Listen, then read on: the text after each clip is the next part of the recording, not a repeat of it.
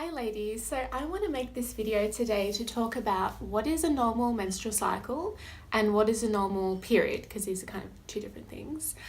I want to talk about this because I get so many questions in clinic from women asking, is this normal? What should a period look like? What should my menstrual cycle be like? And they have no idea because we don't get taught this. If our mums didn't teach us, we basically don't find out and we get our information from the internet, so here I am. I also want to talk about this because a lot of women have abnormal periods and cycles and have no idea. And so they're experiencing these symptoms every month and they just think that's what periods are like and that there's nothing they can do about it, which is not true. So I want to actually clear up what a normal menstrual cycle should be, feel and look like, and the same for your period. So I want to start off by saying as well that our bodies were not designed to suffer. We weren't supposed to have a period every month that gives us pain and stress and discomfort and basically be annoying. They're not supposed to be like that, and if they are, then something's wrong and we want to fix that. Also, with our periods, I feel like women are actually really lucky to have a period because it's like a monthly insight to how the previous month was. So if you've had a really stressful month, if you've had a month of maybe not so great eating, or if you've been having really late nights, it's likely that the next period isn't going to be all that flash. So if you have a really great period, you can be like, what did I do in this past cycle to make it so good? So it really helps you to tune in with your body each month and realize that maybe the things that you are doing aren't supporting your body the best way possible, or if you are having great periods, then what you're doing is working. So it's a good kind of it's like a confirmation of what you're doing is either right or wrong for your body, because everyone is different. So I want to start off by saying what is a normal menstrual cycle. So when I talk about the cycle, I'm talking about from your period all the way through the month until the next period. So that is the complete cycle. So I often ask women, how many days is your cycle? And they'll say 3 days. And it's like, no, that's how many days your period is. How many days your cycle is from the first day of your first period all the way until the first day of the next period. With the cycle, a normal one is that there is one, because I see a lot of women that don't have a menstrual cycle, and that it can either be because it's really irregular and so they feel like they don't have a cycle because it's months between bleeds, or they've stopped the pill and it's taking a long time to get their period going, or some women can take a really long time to get their first period, which would be primary amenorrhea. Normal means with your cycle that the periods are regular and predictable. So we don't want cycles that you're like, oh, I can get one every 20 days and then it's 40 days until my next cycle, or it's like 6 months until the next cycle and then the next one is a month later. We want them to be really predictable and really regular so that you can count on it and there's a really ingrained rhythm in your body. Generally, they can vary in length, but what we want to see is cycles between 25 and 35 days. That is generally what's healthiest for a woman, and that 28-day cycle mark being around the average and what we want to see mostly. We want to see with the cycle that ovulation is happening. So ovulation, the sign of a healthy cycle is that ovulation is happening, and that it's happening in the midpoint of your cycle ideally, with fertile cervical fluid accompanying ovulation, because you can actually ovulate regularly every month but not get any fertile cervical fluid, and that is a non-fertile environment because we need that fluid for the sperm to swim. And aside from just the sperm, it's and conception, it's a sign of a healthy cycle. So we want to be seeing fertile cervical fluid. I'll make a whole other thing on deciphering that because it can be a little bit confusing if you're not sure what to look for. Our cycle should have 4 distinct phases in it. So the first phase is our period. The second phase is called the follicular phase, and that's from your period until ovulation. And that is when our ovaries are growing lots of healthy, ripe follicles. And as you approach ovulation, one of those follicles will take over and become the dominant follicle. And that is what will release an egg. So they're just little sacs on the ovaries, all containing little immature eggs. And as you get closer to ovulation, one egg develops and matures, and then that's the one that will ovulate. After ovulation is the luteal phase. So the luteal phase is really governed by progesterone. So the follicular phase is all about estrogen, it's all about thickening up the lining and getting ready for ovulation. And the luteal phase is all about holding the period in place and producing lots of progesterone. And the progesterone comes from that little follicle that burst and released the ovary. That turns into a structure called the corpus luteum. Corpus luteum is what secretes hormones, and that's where we get our progesterone from. So the luteal phase is, this phase can actually vary in length. So ideally we want our luteal phase to be around that 14-day mark, and it can't actually get any longer than 14 days. That's generally the maximum it can last for. But it can be shorter, and sometimes if the luteal phase is really short, that can be something called luteal phase defect, and that's something that we would definitely want to work on and address because it has implications for fertility. So in Chinese medicine terms, the luteal phase is all about yang. So progesterone is a really yang hormone. It's very heating. It raises the body temperature, which is why when you're doing your BBT charting that you can see that spike in temperature. That's the progesterone. Progesterone is heating, and that is a very yang quality. The follicular phase is more about yin. It's more about growth. It's a bit slower, and it's like usually has the fertile cervical fluid, which is a very yin thing. So I want to talk a little bit about anovulatory cycles. Let's try saying that 10 times fast. Anovulatory cycles is when you are getting a period but you're not ovulating. Yes, this can happen. So it is possible to get a period but not have ovulated. A lot of people think you have to ovulate to get a period. Generally that's what happens, but sometimes you can actually get a period and not have ovulated. We want to know if you're ovulating because that's what we get our hormones from, and it's really important, and especially for fertility, we want to know if you're ovulating or not because, hello. And you can still get cervical fluid with anovulatory cycles. So it can be a little bit confusing because you can be like, yep, I think I'm ovulating, I'm getting the fluid, but you're not actually releasing an egg. Usually these cycles will be quite erratic, so they'll be quite long, they could be short, they don't really have a really nice rhythm to them. And they will be a little bit weird, like they might have heaps of spotting.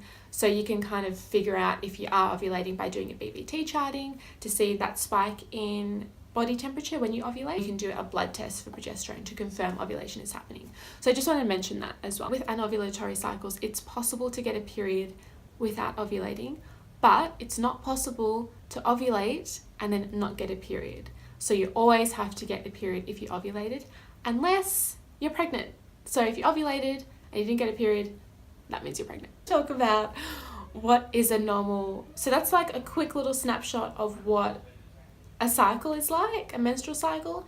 And now I want to talk about what a normal period is like. So I want to talk about what a normal period is like now. So you should generally bleed for 3 to 7 days. That would be normal. Anything either end of that, outside of that, there might be something going on there, especially if you're bleeding more than 7 days. No good. We want to get that much shorter. The first day of your bleed is day 1. Day 1 is the first day of heavy flowing blood. We don't count spotting at the start of your cycle as day 1. So it's always the first day of proper flow. The blood should be free flowing with no clots. I've spoken a lot about clots by now. If you want to know more about clots, I've got a blog on it and there's more IGTV videos on it. So we don't want any clotting in the blood. We want it to be free flowing, not too watery, not too thick, just a nice, easy consistency. The color of your period is really important as well. So we want bright, fresh blood. We don't want any really dark brown or black blood. I've seen heaps of women with black blood with their periods, and it's so not okay. And we see it change, and they'll come in and be like, oh my God, I had fresh, bright red blood. And I'm like, yeah, it's so exciting. We don't want black blood. That's a really strong sign of blood stagnation in your system. We want it fresh and flowing and bright. The reason the blood will change, so you might see if you're wearing a pad and you don't have a super heavy flow and you've kind of had it on for a few hours, that blood will turn dark. That's just because it's oxidized with the air and it'll turn darker. So you don't have to be worried about that. It's more when the blood is coming out if it's dark. That's when moon cups come in handy because it hasn't been exposed to the air, ideally. When you see it, you can see exactly what your blood is like. So some months it might be a little bit brighter, some months will be a bit darker, but it hasn't been interfered with by the aerodol and oxidized, so it gives you a really accurate representation of how your blood is, which we want to know, which we love knowing about. In terms of amount, the flow we really want to pay attention to, because some women have really intense, heavy bleeding. And like, yeah, my period's heavy, it's really annoying, but there's nothing I can do about it. And there is stuff we can do about it. We want to not be changing a pad or a tampon any more than 1 to 2 hours in the day, usually at the start of the cycle. If you're changing it more frequently than that, then that's quite heavy bleeding. And if it's soaked, you know, if you're changing it and it's half full, then like if the tampon's half full or if the pad's not completely soaked, then that's not so much of an issue. It's more if you're having to change because they're filling up and it's leaking and flooding, like that is too much. So we usually lose about 50 mils of blood in a period, in the whole period, over all of the days. And anything more than generally like 80 mils is excessive bleeding. So you can figure this out by a regular pad or tampon holds 5 mils of blood, which is about a teaspoon. A cups hold 30 mils, which is amazing because you don't have to change it as often. So you can kind of see, like, am I changing this too much? But you can, like, usually you'll be able to know. If you're changing it a lot, pads or tampons or cups, then you might have heavy bleeding. Less than 25 mils is too light of a bleed. So some women just wear liners for their whole period because it's not heavy enough to warrant more than that, and that's too light. You want to be needing to wear either a pad or a tampon or a cup, and it's actually filling. If it's just kind of scanty, not really filling up at all, that's too light, and then there might be an issue there that we want to address. With your period, in terms of emotions should be fine with your period. You might feel a bit more introverted, you might feel less outgoing and less like you want to do whatever. But it's okay if you feel a bit more introverted and just kind of want to hang out at home. But your mood should be fine. There shouldn't be any drastic mood changes before your period. You shouldn't feel like you want to kill everyone in your family.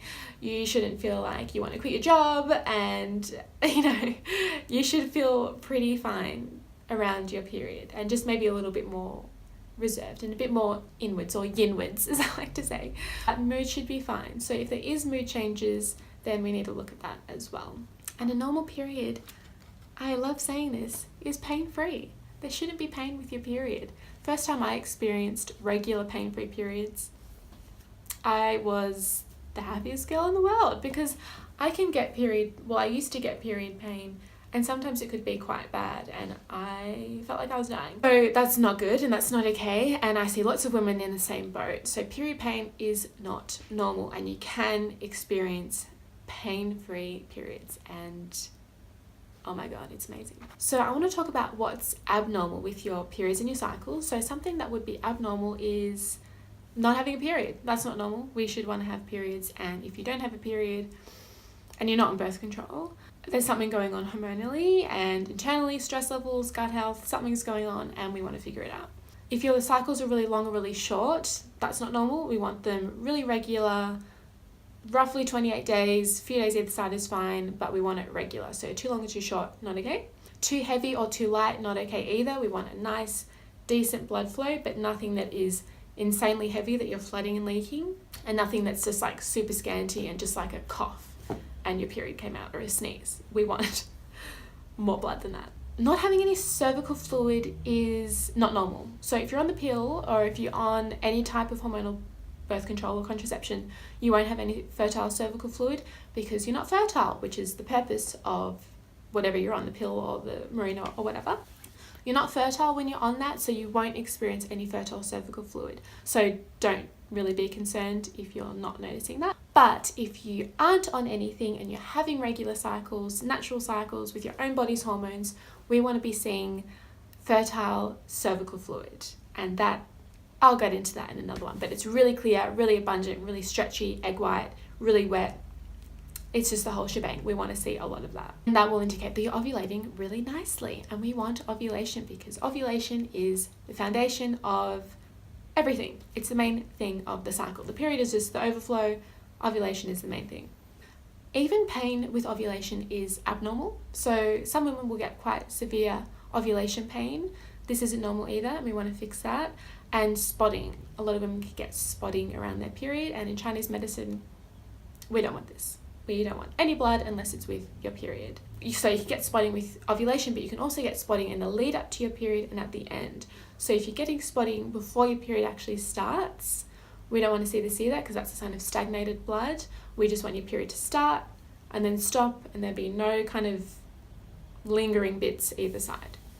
Something else that is abnormal is PMS. So we shouldn't have any PMS. Our body is always talking to us and always giving us signs of when it's in trouble. So body can't talk, it talks to us through how we feel and how we think and any signs and symptoms that we get. So getting pain, getting any breast tenderness, getting any bloating, getting headaches, getting skin changes, mood changes, I think I already said, or bowel changes.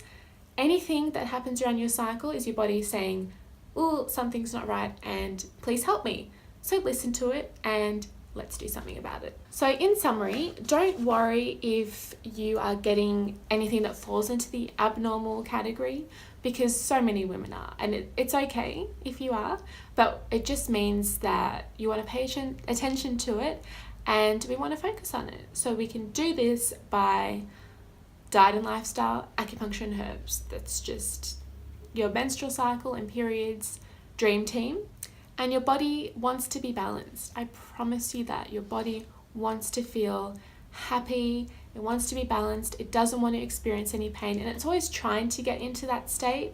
But sometimes it just needs that extra support, either if it's nutritionally, if it's through managing stress levels, if it's through getting acupuncture, it needs, or having herbs, it needs to be balanced, and it wants to be balanced. So if you feel like you can never get there, don't believe that voice. I believe that every woman can experience happy, healthy periods, and it's not something that's unattainable. I see so many women that come in, that have had 20 years of shitty periods and they just want to shut it off and not even deal with it.